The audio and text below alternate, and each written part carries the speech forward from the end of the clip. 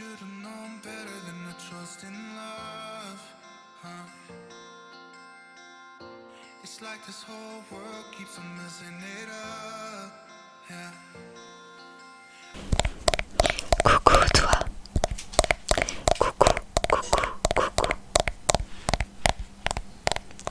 J'espère que tu vas bien. Moi, ça va très bien. Aujourd'hui, avec l'accord de Nikilous, je vais te lire le chapitre 4 du tome 1 de Fêlé.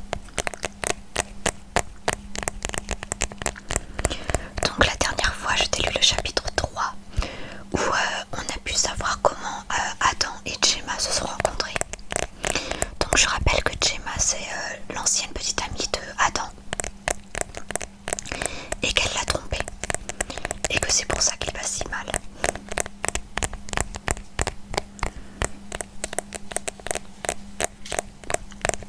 Donc oui, on a pu en savoir un peu plus sur leur rencontre et finalement Adam est tombé amoureux dès la première rencontre.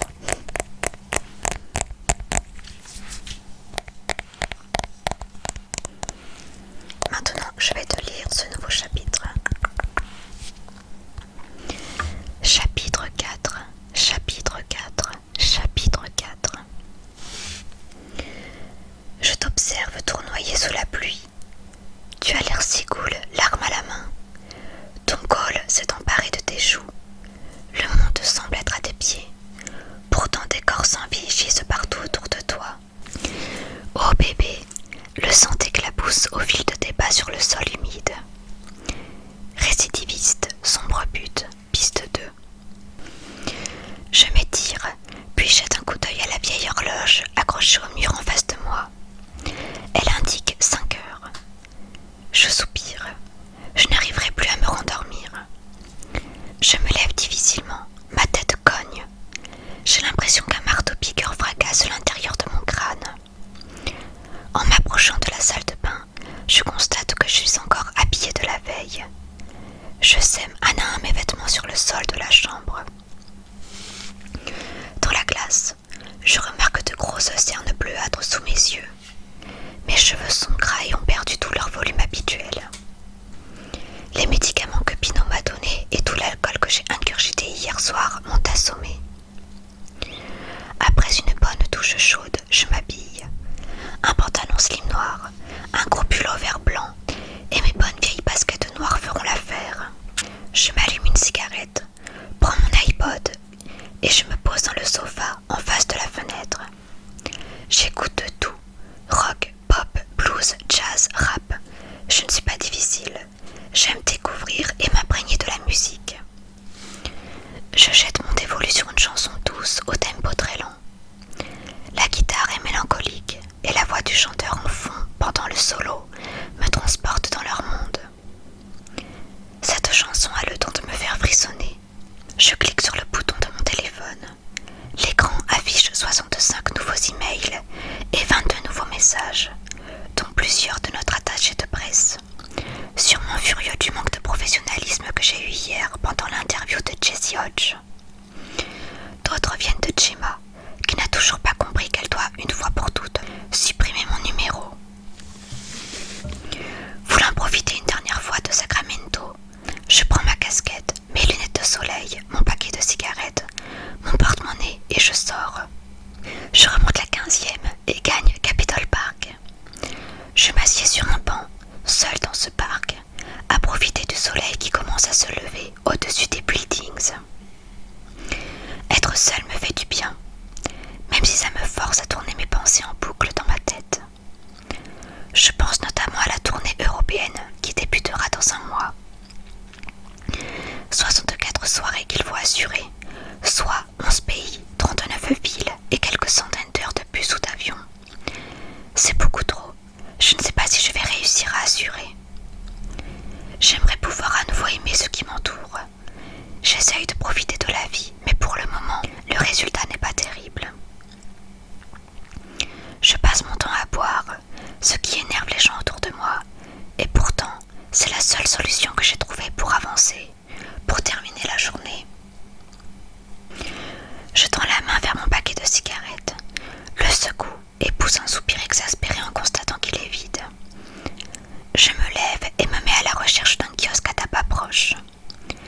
Une fois trouvée, j'achète mes cigarettes et en allume une. Mon regard se perd sur les nombreuses couvertures de magazines à potins qui étalent sans scrupule tous les déboires des stars. Sur l'une d'elles, Gemma est au premier plan, s'affichant ouvertement avec son nouveau copain. Le titre de la couverture annonce en lettres majuscules qu'elle serait soi-disant enceinte. J'émets un grognement. Combien de fois était-elle tombée enceinte en l'espace d'1 an avec moi? 3 fois, peut-être 4. Depuis qu'elle avait perdu l'enfant, les journalistes passaient leur temps à balancer qu'elle attendait un nouveau bébé. Sauf que ces vautours arrogants ne savaient pas que Gemma ne pouvait plus avoir d'enfant à cause de sa grossesse extra-utérine. Je me détourne des journaux et du vendeur qui commence à me fixer d'un drôle d'air, se demandant sûrement où il m'avait déjà vu. Et j'ai autre chose en tête que de me taper la discussion avec un fan.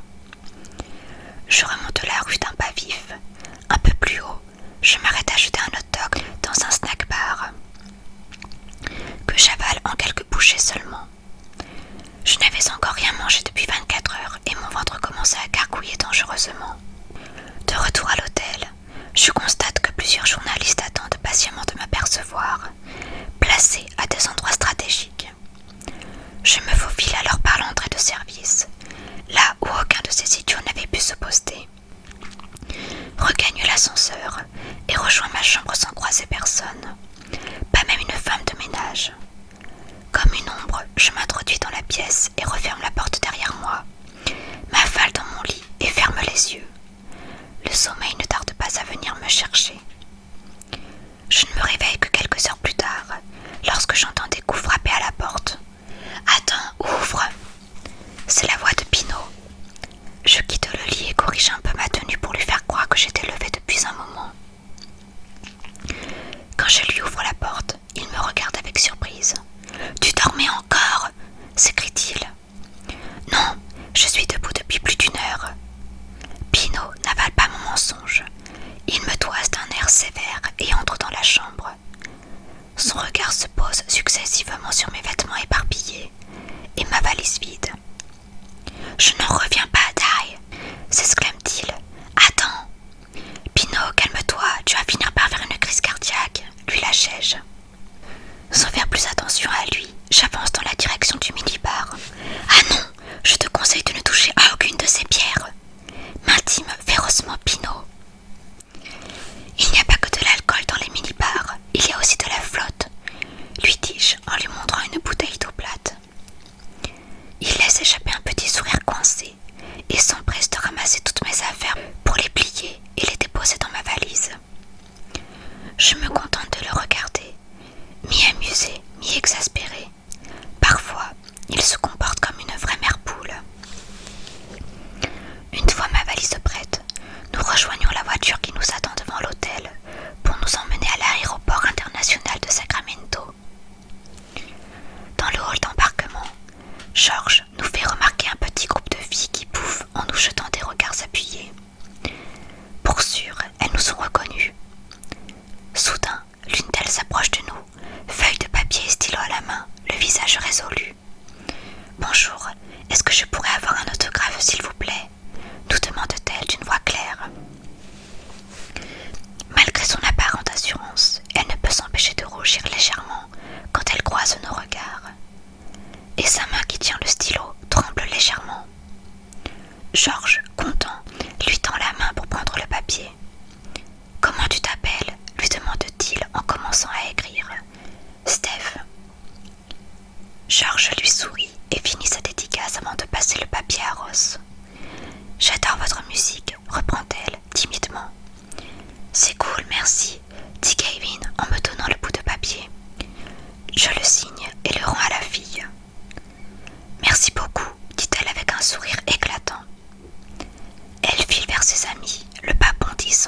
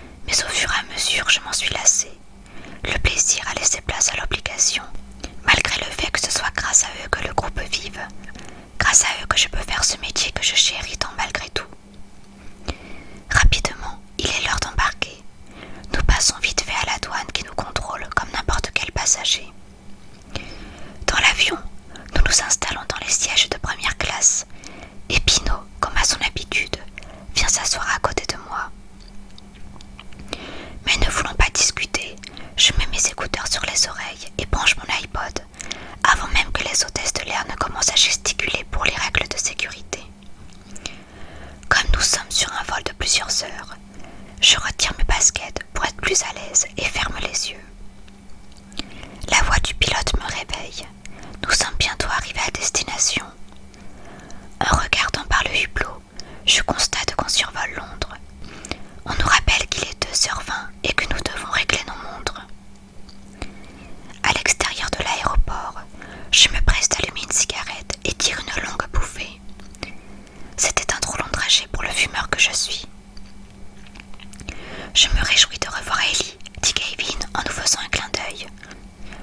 Cool gars, tu penseras à nous quand tu feras, tu sais, lui répond George en faisant un signe obscène de ses mains. Jamais gros, garde ça pour tes rêves les plus fous. On le sait tous que George kifferait se faire ta copine, de toute manière, rigole Ross. La voiture d'Ellie arrive et Gavin s'avance vers celle-ci. C'est ta mère qu'il va se farcir, dit-il d'un ton moqueur, sourire narquois. À ce moment-là, nous sommes tous partis chacun de notre côté. Nous nous verrons dans quelques jours dans notre local de musique afin de bosser pour la tournée européenne. Pino appelle un taxi et me ramène chez moi. Pas de bêtises, Adam. Promis, pas de bêtises, Pino.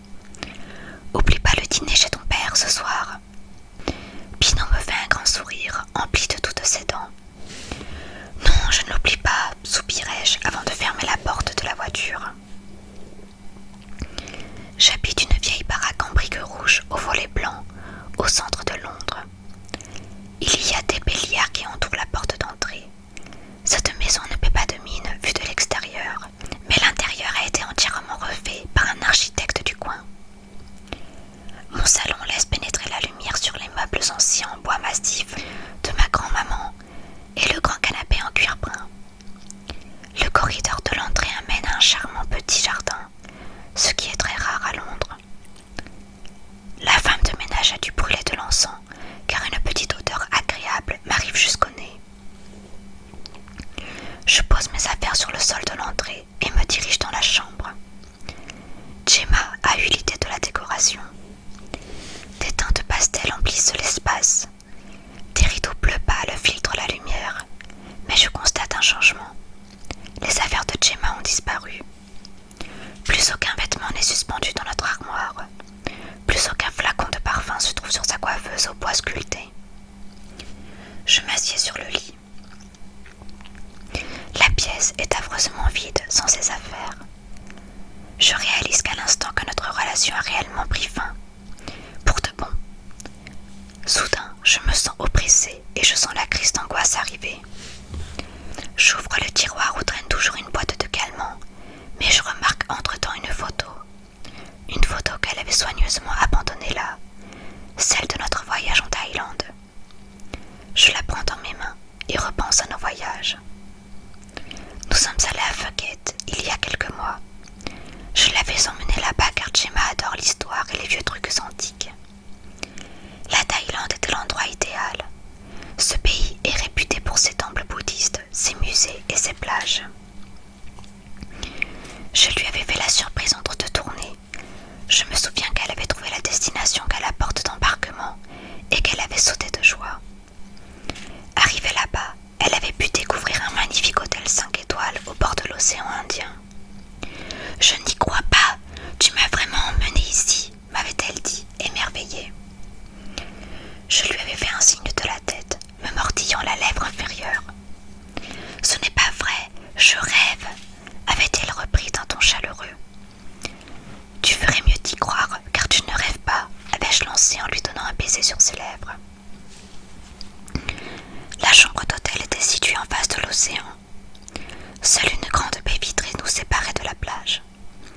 La chambre était grande et un lit rouge aux parures dorées rond trônait au centre de la pièce principale.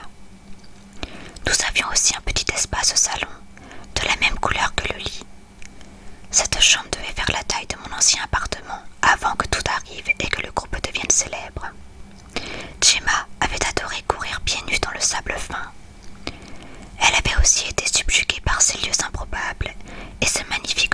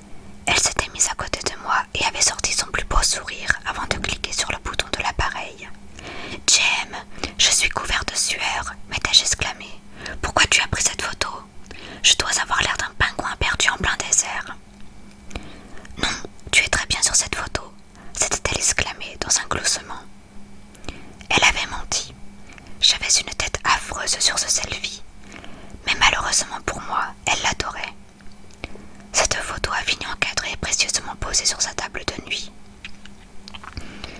C'est aussi pendant ce voyage que Gemma est tombée accidentellement enceinte. Un soir, elle avait oublié de prendre sa pilule. Comme elle la prenait depuis longtemps et que le pourcentage d'une possible grossesse était presque nul, nous ne nous en sommes pas inquiétés. Mais en rentrant de Phuket, Gemma a eu des nausées et était fatiguée. Après une visite chez son médecin, nous avons su qu'elle était tombée enceinte. Même si ce bébé n'était pas voulu, nous étions très heureux. Gemma a commencé à acheter des habits, des jouets et des meubles que je n'ai jamais montés, faute de temps. Et Gemma a perdu le bébé durant sa 5e semaine de grossesse. Dès que les médias l'ont su, ils se sont accaparés le scoop. Au milieu des meubles, ici et là, encore dans leur carton d'origine, il y avait ce silence, cette absence, et notre monde éclaté. Et c'est la fin de ce chapitre. J'adore la dernière phrase, je la trouve joliment dite, même si c'est triste.